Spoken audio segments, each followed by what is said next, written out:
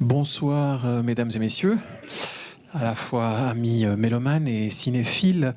Je suis très heureux de vous accueillir ce soir pour cette projection assez exceptionnelle d'ailleurs, parce que je pense que ça fait bien une trentaine d'années ou même plus que ce film a été montré à la Cinémathèque suisse. On y reviendra après. Pour cette occasion un peu particulière, vous savez que le Cinéma Capitole a un voisin prestigieux, qui est l'Opéra de Lausanne, que depuis que la Cinémathèque a l'honneur de programmer ou de collaborer avec le Capitole, eh bien, nous avons eu l'occasion de faire un ou deux, en l'occurrence, je crois, historiquement, deux événements en collaboration, mais finalement, il n'y en a pas eu beaucoup. Et je dois saluer l'arrivée d'un nouveau directeur à l'Opéra de Lausanne, et les amis mélomanes présents dans la salle le savent, qui est Claude Cortez, qui tout de suite est venu nous voir pour nous proposer des collaborations. Et nous, évidemment, en voisins, nous sommes tout à fait d'accord de profiter de ce beau voisinage entre la musique, l'opéra, le théâtre, le spectacle vivant et le cinéma, parce qu'en effet, il y a des collaborations magnifiques qui peuvent se faire. Et on est très heureux de les inaugurer ce soir, en présence bien sûr du directeur de l'Opéra de Lausanne, Claude Cortez. Bienvenue Claude.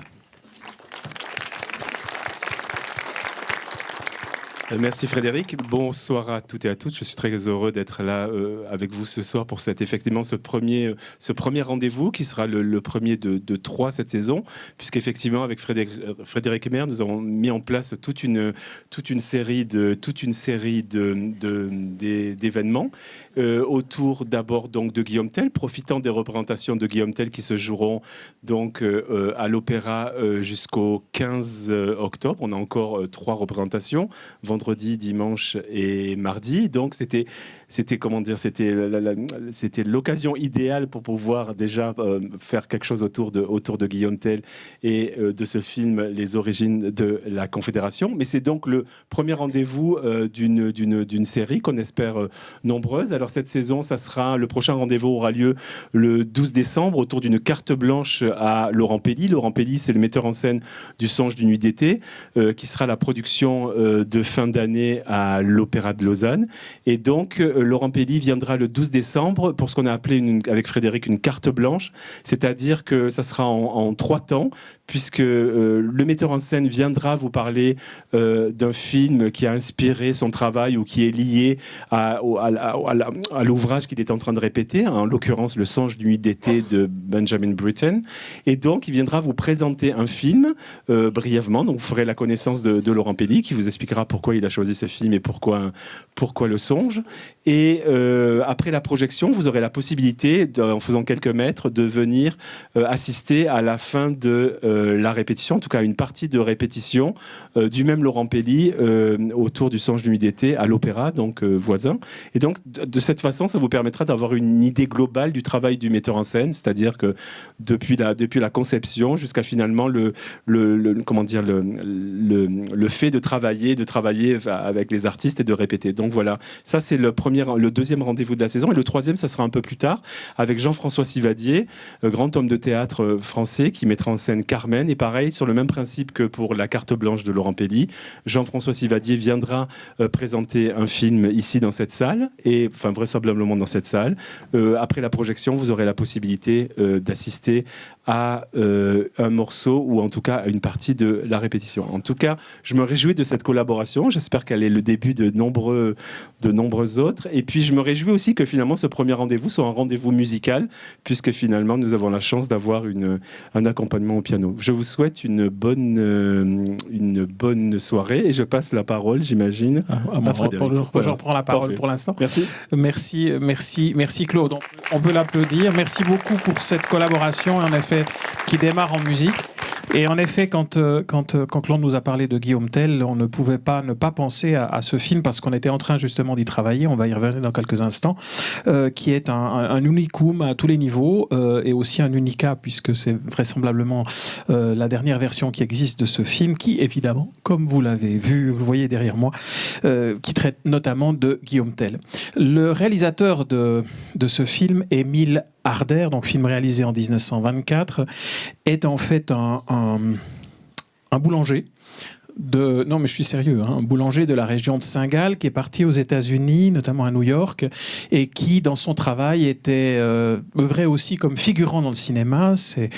s'est découvert une passion pour le cinéma et a eu ce désir profond de faire un film qui raconte en quelque sorte les origines de la Suisse, à la fois mythique du côté de Guillaume Tell et un peu plus historique, puisque le film que vous allez voir se déroule à partir de Guillaume Tell avec le serment du Grutli, et évidemment là ça se termine par la bataille de Morgarten en 1315 si je ne m'abuse. Son souhait était de, quelque part, travailler dans cette idée qu'il y avait en Suisse de valoriser les mythes helvétiques. Alors lui, il voulait le faire surtout pour le public américain. Ce public qui voyait évidemment des superproductions américaines, et il s'est dit, je vais faire une superproduction, mais suisse. Et il a souhaité aussi la tourner en Suisse. Alors qu'est-ce qu'il fait ? Il lance un appel à toute la communauté suisse habitant aux États-Unis pour recueillir des fonds. Vous savez, le crowdfunding, ça existait déjà à l'époque, pour recueillir des fonds. Il va ensuite se rendre en Suisse pour trouver de l'argent qu'il obtient de la part des CFF et de l'Office du tourisme, qui trouvent tous son idée géniale. Et cette idée de glorification des mythes helvétiques font que, évidemment, il y a une forme d'engouement qui est lié aussi au moment historique dans lequel le film est tourné. Je rappelle que en 1918, la Suisse, avec une grève générale qui avait été, entre guillemets, matée par des armes, l'armée avait dû être présente. Ça a été un moment tragique. La Suisse connaissait un énorme taux de chômage à l'époque. Et il y avait une forte crainte d'une certaine partie de la Suisse de l'arrivée des bolcheviks. Et donc, il fallait quelque part se recentrer sur nous-mêmes. C'est une grande tradition helvétique, se recentrer sur nous-mêmes, s'enfermer en nous-mêmes. Ça, voilà. Et donc, le film, quelque part, il participe aussi de cette idéologie-là. Le souhait du cinéaste Émile Harder. D'ailleurs, pour l'anecdote, le petit qu'on voit à l'écran là, c'est le fils de Émile Harder, donc celui qui joue le rôle du fils de Guillaume Tell. Le souhait d'Émile Harder était de tourner le film dans les décors plus ou moins réels, je dirais bien sûr plus ou moins par rapport à Guillaume Tell, ou ce qu'on considère comme étant les décors réels des événements qu'il souhaite raconter. Simplement, tous ces décors avaient tellement été modifiés et changés que c'était pas possible de les utiliser.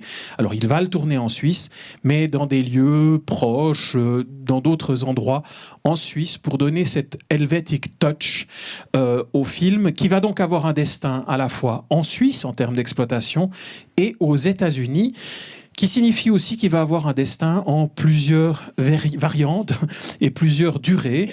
Mais pour cela, je passe la parole à celle qui a soigné le travail de numérisation de cette copie unique, à savoir la restauratrice de la Cinémathèque suisse, Ariane Bouda. Bienvenue, Ariane. Bonsoir, merci. Je suis un petit peu moins à l'aise que mes prédécesseurs pour parler en public, mais j'espère que je ne vais pas trop trembloter. Donc je voulais vous expliquer un peu d'où proviennent les images que vous allez voir ce soir. Et pour ce faire, je vais faire un tout petit détour par l'histoire de la distribution du film. C'est-à-dire qu'en fait, il existe 3 versions de ce film. Une version originale, qui est celle conçue donc, dès l'origine, et qui correspond... en fait, dont on n'a trace que dans les articles de presse de l'époque, qui est celle qui a été vue lors des grandes premières à Zurich d'abord, à Berne, à Genève, à Lausanne, et qui est décrite dans certains articles, et qui était conçue en 12 bobines. Donc 12 bobines, ça fait 3600 mètres, un petit peu moins de 3 heures. Une version qui en fait a été assez rapidement remaniée parce que le succès du film n'a pas été celui attendu par son producteur, et qui a été remaniée en une version donc raccourcie, toujours suisse, de 6 bobines, à peu près 1800 mètres, à peu près 95 minutes. Après, le film a été montré aussi aux États-Unis du fait de sa production double, et là aussi il est sorti en grande pompe. Par contre, les traces qu'on a de la version américaine montrent qu'elle est plus concentrée sur la figure de Guillaume Tell, alors que la version suisse présente une palette un peu plus large d'événements historiques et mythiques liés à la fondation du peuple suisse, de la nation. Pour en arriver à cette copie. Donc la copie que vous allez voir ce soir est en fait une numérisation directe de l'unique copie que nous conservons dans nos collections de ce film et qui m'a bien l'air d'être aussi l'unique copie qui reste au monde, parce qu'au début d'un projet de restauration, on fait toujours un appel auprès des archives collègues des autres pays du monde entier pour savoir s'ils possèdent des copies du film. Et là, on n'en a pas trouvé. Il y a une trace en Italie, mais la copie n'existe plus maintenant. Elle s'est décomposée. Donc c'est l'unique copie que nous avons et nous l'avons numérisée telle qu'elle, à haute définition, haute résolution, donc en 4K, selon les règles de l'art dans le laboratoire de la Cinémathèque. Et nous avons décidé de vous la présenter telle qu'elle, c'est-à-dire qu'il n'y a aucune retouche de l'image. Vous allez voir ses défauts, vous allez voir aussi quelque chose que si certains ou certaines d'entre vous ont déjà vu le film auparavant, qui n'existait pas dans les copies safety du film qui ont circulé jusqu'à présent, c'est-à-dire ses couleurs. En fait, c'était une copie qui était teintée, donc pas tout, mais les intertitres étaient teintés en orange rosé et certains plans images étaient teintés en ambre jaune orangé. Alors que cette même copie a fait l'objet d'une sauvegarde photochimique à l'époque en 1972. Donc on en a tiré un négatif, je rentre un peu dans les techniques pour ceux qui s'y connaissent un petit peu. On en a tiré un négatif sur support sécurité qui nous a permis de tirer une copie pour que le film continue à être vu. Donc depuis les années 70, le film est vu en noir et blanc à travers cette copie 35 mm. Donc là, ce soir, c'est un peu une nouvelle première du film, puisqu'il est vu à nouveau dans ses couleurs. Après, cette copie est incomplète. Nous avons 4 bobines sur 6. Donc par rapport aux versions que je vous ai décrites précédemment, avec l'analyse de la copie, on a pu déduire que cette copie était la version raccourcie suisse, donc la version en 6 bobines, mais là, celle que nous vous présentons n'en a que 4. Donc vous allez voir, il n'y a pas de générique de début, par exemple. Mais heureusement, il reste un carton qui introduit la deuxième partie du film, sur lequel est spécifié le titre, quand même. Et puis, il y a certaines séquences qui sont manquantes, notamment celle de la destruction des châteaux, qui avait été tournée dans les Grisons et dont on parle pas mal dans les articles de presse de l'époque. Mais le film reste tout de même très cohérent. Et c'est pour ça aussi qu'on pense que c'est la version suisse raccourcie. Parce que 4 bobines sur 12, là, ça aurait été quand même très morcelé. Il n'est pas si morcelé que ça. Et enfin, pour finir, last but not least, et ça boucle la boucle, ce film avait un accompagnement musical spécial à l'époque. On en parle aussi beaucoup dans les articles de l'époque, une orchestration spéciale.